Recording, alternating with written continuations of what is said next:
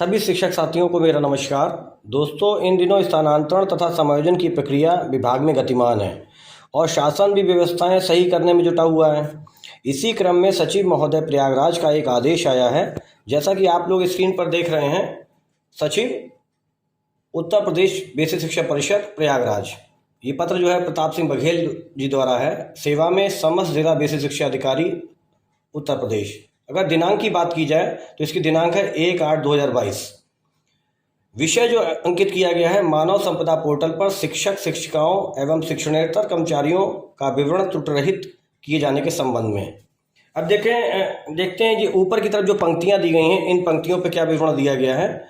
मानव संपदा पोर्टल पर विद्यालयों का नाम, यूडाइस कोड, छात्र नामांकन संख्या आदि के विवरण अपडेट किए जाने के संबंध में निर्देश दिए गए थे। कहना ये चाह रहा है कि जो हमारे महानिदेशक महोदय हैं विजय किरण आनंद जी ने पूर्व में एक पत्र लिखा था, जिसमें ये कहा गया था कि मानव संपदा पोर्टल पर विद्यालय के सभी नाम, उनके यूडाइस कोड, छात्र नामांकन आदि सब कुछ अपडेट कर दिया जाए। अब उसके विवरण से नीचे उतर कर आते हैं और बात करते हैं।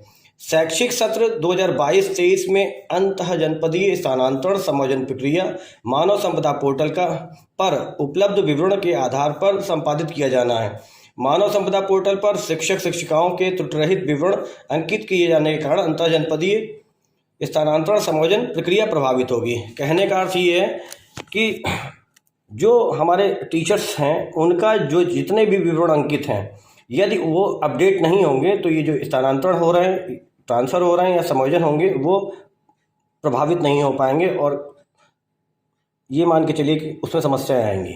इसलिए ये सारे विवरण सही कराए जा रहे हैं। अब इसमें कहा क्या गया है, क्या क्या चीज़ पर फोकस किया गया है। मानव संपदा पोर्टल पर शिक्षक शिक्षिकाओं के विवरण त्रुटिरहित करने हेतु निम्नलिखित कार्रवाई की जाए। अब हमें ये समझना है कि अब यहाँ पर क्या चीज़ सही करानी है, क्या चीज़ सही करनी है। सबसे पहले हमारे जो शिक्षक साथी हैं वो एक चीज़ समझ लें कि सबसे पहले वो अपने मानव संपदा पर पोर्टल पर पहुँचकर अपनी जो सर्विस बुक है उसे डाउनलोड कर लें। पहला नंबर, अपनी सर्विस बुक को डाउनलोड करें और डाउनलोड करने के बाद में अब देखें कि क्या क्या हमें चेक करना है उसमें। शिक्षक शिक्षिकाओं का विवरण यथा जनपद में कार्यभार ग्रहण तिथि या कार्यभार ग्रहण करने की तिथि, जन्म तिथि, पदनाम, सेवा संवर्ग, ग्रामीण या नगर, दो ही संवर्ग होते हैं, या तो ग्रामीण होता है या नगर होता है, अपनी वैवाहिक स्थिति एवं अन्य समस्त विवरण त्रुटिरहित अंकित होना चाहिए। कहने का मतलब सीधा सीधा सा सिर्फ ये है कि आप अपना पहले पोर्टल पर पहुंचकर आप अपनी सर्विस बुक को डाउनलोड करेंगे।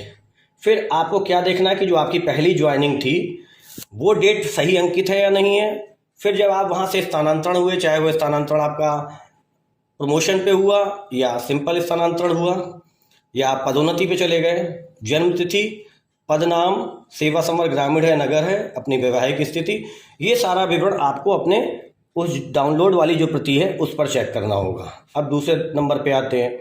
शिक्षक शिक्षिका जनपद में जिस विद्यालयों में प्रारंभ में कार्यरत रहे हैं, कार्यभार ग्रहण करने और कार्यमुक्त होने की तिथि त्रुटिरहित अंकित किया जाए। वही जो इन्होंने पहले नंबर पर बताया, कुछ मिलता जुलता यहाँ है। पहले वाले पे उन्होंने जन्म तिथि का भी जिक्र किया था। यहाँ पर विद्यालय में कब आए, कब प्रमोशन हुए, कब ट्रांसफ़र हुए, उसकी तिथि दोनों की अंकित की जाएगी और उसका डाटा अंकित होगा, चेक होगा और उसको आप समझने के बाद में त्रुटिरहित करने के लिए अगर कोई कमी है तो आप उसको गोल राउंड बना के अंकित करेंगे।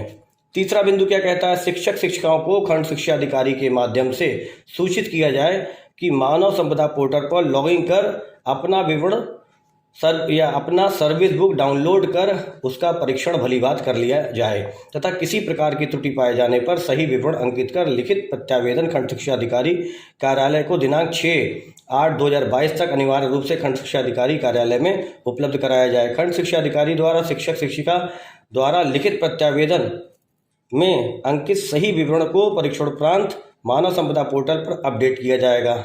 कहने का सीधा मतलब ये है कि जब हमारा विवरण है, अगर कहीं उसमें कोई कमी है तो हम एक लिखित प्रत्यावेदन बनाएंगे और लिखित प्रत्यावेदन अपने खंड शिक्षा अधिकारी को उपलब्ध कराएंगे और जो आपकी डाउनलोड की जो सर्विस बुक की प्रति होगी उस पर ही आप उसका करेक्शन कर देंगे।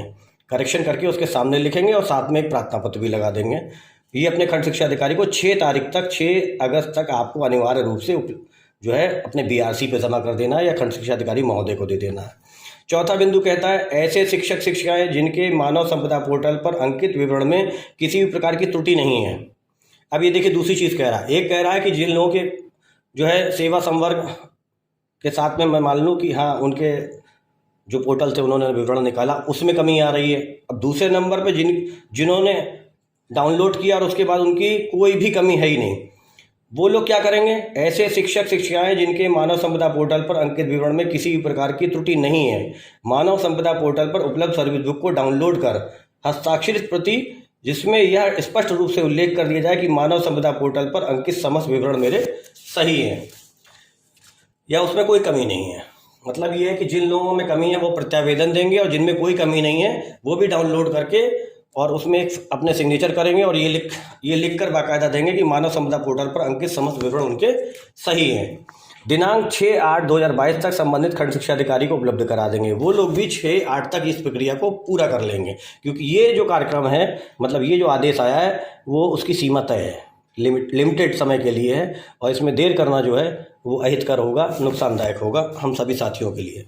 अगला बिंदु कहता है 5वां, शिक्षक शिक्षिकाओं जिनके द्वारा मानव संपदा पोर्टल पर अंकित विवरण में त्रुटि पाए जाने पर सही विवरण अंकित कर खंड शिक्षा अधिकारी को लिखित प्रत्यावेदन प्राप्त कराया जाएगा, जो आप लोग 6 तारीख तक हर हालत में दे देंगे, का सही विवरण मानव संपदा पोर्टल पर खंड शिक्षा अधिकारी द्वारा 8/8/2022 तक अपलोड कराया जाए। इसका मतलब ये है कि अब खंड शिक्षा अधिकारी महोदय के ऊपर है कि वो 6/8 तक आप लोगों से लेंगे और 8/8 तक अपने यहाँ से उसका निपटारा कर देंगे।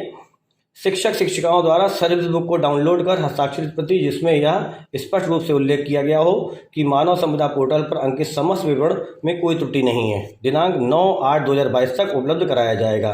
मतलब क्या है, जो भी चीज़ आपके बीआरसी पहुंची, अब वहां पर बीआरसी पर पहुंचने के बाद में अगर वहीं पर समस्या का समाधान है, वहीं आपकी अपडेट होने की स्थिति में है तो वहां अपडेट कर दिया जाएगा, अन्यथा 9 तारीख तक हर हालत में ये पहुंचा देंगे बीएसए साहब के यहाँ।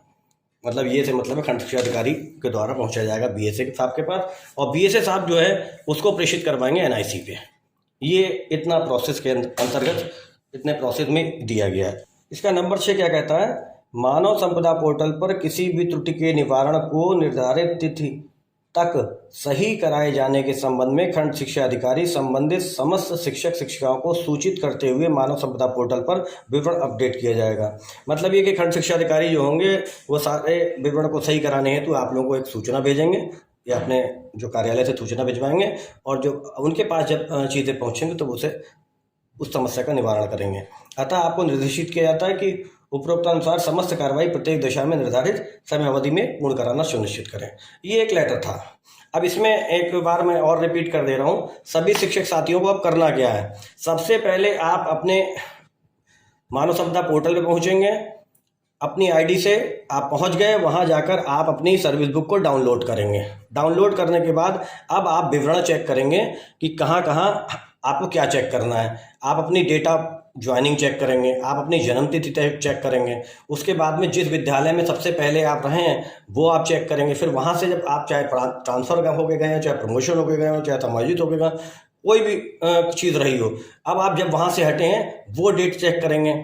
4 चीज़ें मैंने आपको ये बता दी। अब कुछ चीज़ें अलग भी बताना चाहता हूँ। जैसे जो पति पत्नी दोनों लोग एक ही सेवा में हैं और एक ही विभाग में हैं, वो दोनों लोग पत्नी जो होगी वो पति का EHRMS कोड पढ़ना होना चाहिए और जो पति महोदय होंगे उनके भी सर्विस बुक में अपनी पत्नी का EHRMS कोड पढ़ा होना चाहिए, दोनों लोगों का।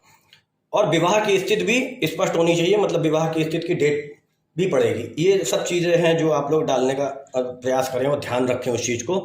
और एक कॉमन सी बात बता रहा हूँ कि जो हम लोगों के यहाँ रिटायरमेंट होता है वो 31 मार्च होता है, तो 31 मार्च तक जिन लोगों की डेटें हैं वो ये देख लें कि हाँ हम 31 मार्च में से पहले सेवानिवृत्त हो रहे हैं, तो 31 मार्च में वो सेवानिवृत्त हो जाएंगे। लेकिन अगर कोई 1 जुलाई को हो रहा है, 2 जुलाई को हो रहा है, 10 जुलाई को हो रहा है, 15 जुलाई को हो रहा है, तो वो तिथियां हैं तो उन्हें सत्र का लाभ मिलेगा। तो अपना रिटायरमेंट वाली स्कीम भी मतलब डेट भी आप लोग चेक करने का प्रयास करिएगा, ठीक है। तो ये चीज़ें जो हैं महत्वपूर्ण चीज़ें हैं, क्योंकि जितने भी ट्रांसफ़र होंगे, प्रमोशन होंगे, जितनी भी चीज़ें होंगी, तो जब तक आपका पोर्टल पर आपका विवरण सही नहीं होगा तब तक वो आप लोगों के हित प्रभावित होंगे और आपके हित प्रभावित होंगे तो कहीं ना कहीं आपके अधिकार भी छिन जाएंगे। तो इसको अपडेट कराने के लिए आप लोग आज ही से जुट जाएं। जो मैंने चीज़ें बताई हैं इस पत्र के अनुसार उनको इकट्ठा करें, और अगर कोई कमी है तो आप लोग सही कराने का प्रयास करें, जितने बिंदु थे मैंने आप तक पहुंचाने का प्रयास किया। और नेक्स्ट अगली बार मिलते हैं अगले वीडियो में। बहुत बहुत धन्यवाद साथियों, थैंक यू वेरी मच, जय हिंद।